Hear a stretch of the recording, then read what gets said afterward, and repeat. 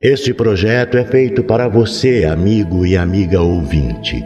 Para nos apoiar, acesse apoia.se/Carlos Eduardo Valente, tudo junto. Nosso muito obrigado. Os 9 bilhões de nomes de Deus, de Arthur C. Clarke. O Dr. Wagner conseguiu reprimir-se. Era meritório. Depois disse: "O seu pedido é um pouco desconcertante. Que eu saiba, é a primeira vez que um monastério tibetano faz a encomenda de uma calculadora eletrônica. Não quero ser curioso, mas nunca pensei que semelhante instituição pudesse necessitar dessa máquina. Posso perguntar-lhe em que deseja utilizá-la?" O lama ajeitou as dobras de sua túnica de seda e pousou sobre a mesa a régua de calcular com a qual acabava de efetuar conversões libra-dólar. Naturalmente, sua calculadora eletrônica tipo 5 pode fazer, segundo diz o catálogo, todas as operações matemáticas até 10 decimais. No entanto, o que me interessa são letras, não números. Pedir-lhe-ei, portanto, que modifique o circuito de saída de forma que imprima letras em vez de colunas de números. Não estou compreendendo muito bem. Desde que nossa instituição foi fundada há mais de 3 séculos, consagramo-nos a um determinado tipo de trabalho. É um trabalho que pode parecer estranho e peço-lhe que me ouça com a maior generosidade. De acordo? É simples. Tentamos organizar a lista de todos os nomes possíveis de Deus. Como? O lama continuou imperturbável. Temos excelentes motivos para crer que todos esses nomes incluem, quando muito, 9 letras do nosso alfabeto. E ocuparam-se disso durante 3 séculos? Sim, tínhamos calculado que precisaríamos de 15.000 anos para terminar o trabalho. O doutor deu um assobio de pasmo e disse ligeiramente atordoado: "Está bem, agora compreendo por que deseja alugar uma de nossas máquinas. Mas qual o objetivo da operação?" Durante uma fração de segundo, o lama hesitou. E Wagner receou ter ofendido aquele estranho cliente que acabava de fazer a viagem Lhasa-Nova York com uma régua de calcular e o catálogo da companhia de contadores eletrônicos no bolso de sua túnica cor de açafrão. "Chame a isso um ritual se quiser", disse o lama, "mas é uma das bases fundamentais da nossa religião. Os nomes de Ser Supremo, Deus, Júpiter, Jeová, Alá, etc., não passam de etiquetas feitas pelos homens. Certas considerações filosóficas, demasiado complexas para que as possa expor agora, deram-nos a certeza de que entre todas as perguntas e possíveis combinações de letras se encontram os verdadeiros nomes de Deus. Ora, o nosso objetivo é descobri-los e escrevê-los todos. Estou começando a compreender. Começaram por A e acabarão por chegar a Z. Simplesmente utilizamos o nosso alfabeto. Evidentemente, há de lhe ser fácil modificar a máquina de escrever elétrica de forma que ela utilize o nosso alfabeto. Mas o problema mais importante será o de preparar os círculos especiais de forma que eliminem antecipadamente as combinações inúteis. Por exemplo, nenhuma das letras deve aparecer mais de 3 vezes sucessivamente. 3 quer dizer 2, não 3. Mas a explicação completa exigiria muito tempo, mesmo que o senhor compreendesse a nossa língua. Wagner disse precipitadamente: Claro. Continue, por favor. Ser-lhe-á fácil adaptar a calculadora automática em função desse objetivo. Com um plano bem elaborado, uma máquina desse gênero pode trocar as letras uma após outras e imprimir um resultado.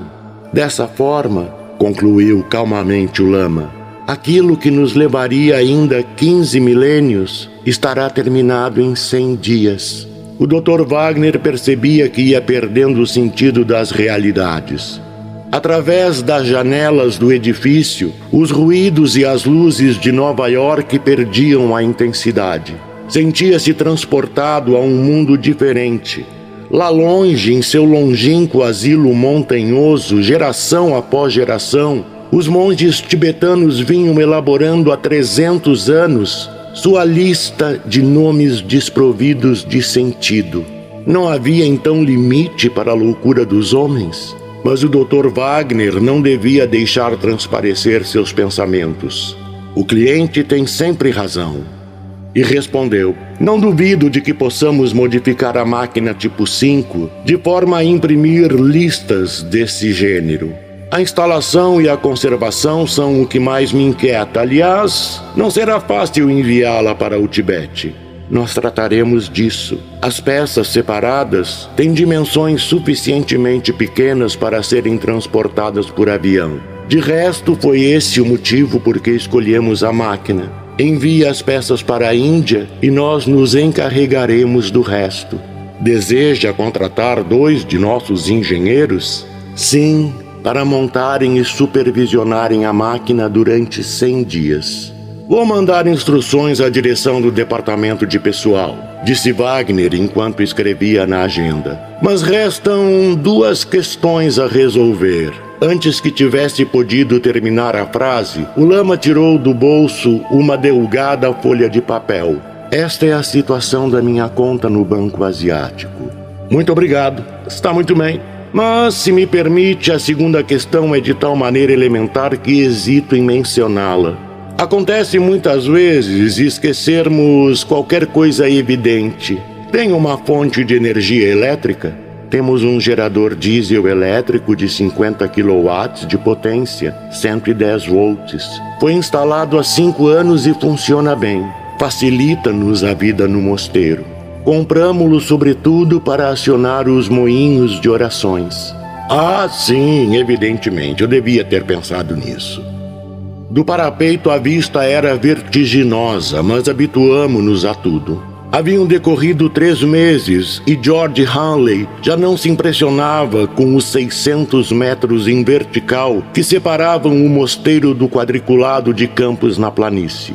Apoiado sobre pedras que o vento arredondara, o engenheiro contemplava com olhar triste as montanhas longínquas de que ignorava o nome. A Operação Nome de Deus, como a batizara um humorista da companhia, era sem dúvida a pior tarefa de que participara. Semana após semana, a máquina tipo 5 modificada cobrira milhares de folhetos de uma incrível algaravia. Paciente e inexorável, a calculadora reunira as letras do alfabeto tibetano em todas as combinações possíveis, esgotando série após série. Os monges recortavam certas palavras à saída da máquina de escrever elétrica e colocavam-nas com devoção em enormes registros. Dentro de uma semana acabariam o trabalho.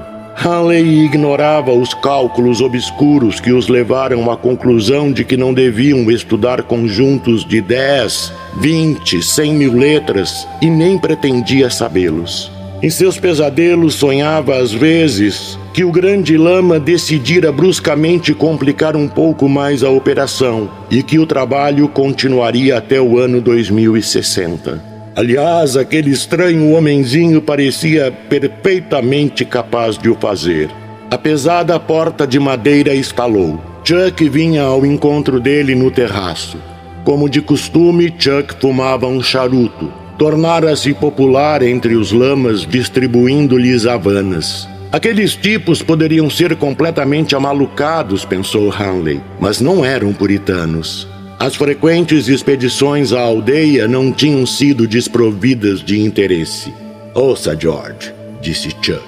Vamos ter aborrecimentos. A máquina pifou? Não. Chuck sentou-se no parapeito. Era espantoso, pois habitualmente receava ter vertigens. Acabo de descobrir o objetivo da operação. Mas já o sabíamos. Sabíamos o que os monges queriam fazer, mas não sabíamos por quê. Ah, são todos uns loucos. Ouça, George, o velho acaba de me explicar. Eles creem que assim que tenham escrito todos aqueles nomes, e segundo pensam são cerca de 9 bilhões, o objetivo divino será atingido. A raça humana terá realizado a tarefa para que foi criada. Então, esperam que nos suicidemos? Inútil. Quando a lista estiver terminada, Deus intervirá e será o fim. Quando terminarmos, será então o fim do mundo? Chuck deu um risinho nervoso. Foi o que eu disse ao velho. Ele olhou-me de uma forma estranha como um professor para um aluno particularmente estúpido e me disse: "Ah, não será assim tão insignificante." George refletiu um instante. É um tipo que visivelmente tem ideias abertas, mas mesmo assim, que importância tem isso? Nós já sabíamos que eram uns loucos. Sim, mas não vê o que pode acontecer? Se a lista ficar pronta e se as trombetas do anjo Gabriel, versão tibetana, não soarem, eles podem decidir que é por nossa culpa. Afinal de contas, era a nossa máquina que eles utilizavam. Não gosto disso. Percebo, disse lentamente George. Mas já vi tanta coisa. Quando eu era garoto lá em Louisiana, apareceu um pregador que anunciou o fim do mundo para o domingo seguinte. Houve centenas de tipos que acreditaram nele. Alguns chegaram até a vender suas casas, mas ninguém foi atingido pela ira de Deus no domingo seguinte. As pessoas pensaram que ele apenas errara um pouco os cálculos e muitas delas ainda acreditam nas palavras dele. Caso não tenha percebido, lembro-lhe que não estamos em Louisiana, George. Estamos ambos sozinhos no meio de centenas de monges. Adoro-os, mas preferia estar longe quando o velho lama perceber-se de que a operação falhou. Há uma solução, uma pequenina sabotagem inofensiva. O avião chega dentro de uma semana. E a máquina termina o trabalho dentro de 4 dias, à razão de 24 horas por dia. Basta nos começar a reparar qualquer coisa durante 2 ou 3 dias. Se tudo sair de acordo com os nossos planos, poderemos estar lá embaixo no aeroporto quando o último nome sair da máquina, Chuck. 7 dias mais tarde, enquanto os pequenos pôneis das montanhas desciam o caminho em espiral, Henley disse: "Sinto um pouco de remorso. Não estou fugindo por medo, mas porque tenho pena. Não gostaria de ver a cara daqueles pobres homens quando a máquina parar." "Na minha opinião", disse Chuck, "eles desconfiaram que fugimos e não se incomodaram. Agora já sabem até que ponto a máquina é automática e que não precisa de supervisão. E supõem que não haverá nenhuma depois." George voltou-se para trás e olhou. Os edifícios do mosteiro pareciam recortados contra o poente. De vez em quando brilhavam pequeninas luzes sob a massa sombria das muralhas, como as vigias de um navio singrando no mar. Lâmpadas elétricas colocadas sobre o circuito da máquina número 5. Que aconteceria à calculadora eletrônica? Pensou George. Em sua fúria e desapontamento, iriam os monges destruí-la ou recomeçariam tudo? Como se ainda lá estivesse, via o que naquele momento se passava na montanha atrás das muralhas. O grande lama e seus assistentes examinavam as folhas, enquanto alguns noviços recortavam os nomes barrocos e os colocavam no enorme caderno. E tudo aquilo era feito em religioso silêncio. Só se ouviam as teclas da máquina batendo no papel como chuva miúda. A própria calculadora, que combinava milhares de letras por segundo, estava completamente silenciosa. A voz de Chuck interrompeu seu devaneio. "Lá está ele! Que grande alegria me dá!" Semelhante a uma minúscula cruz prateada, o velho avião de transportes DC-3 acabava de pousar lá embaixo, no pequeno aeródromo improvisado. Aquela visão dava vontade de beber um grande copo de uísque gelado. Chuck começou a cantar, mas logo se calou. As montanhas não o encorajavam. George consultou o relógio. Estaremos lá em 1 hora, disse, e acrescentou: acha que o cálculo já terminou? Chuck não respondeu, e George levantou a cabeça. Viu o rosto de Chuck muito branco voltado para o céu. Olhe, murmurou Chuck. George, por sua vez, levantou os olhos. Pela última vez, por cima deles, na paz das alturas, uma a uma, as estrelas começaram a extinguir-se.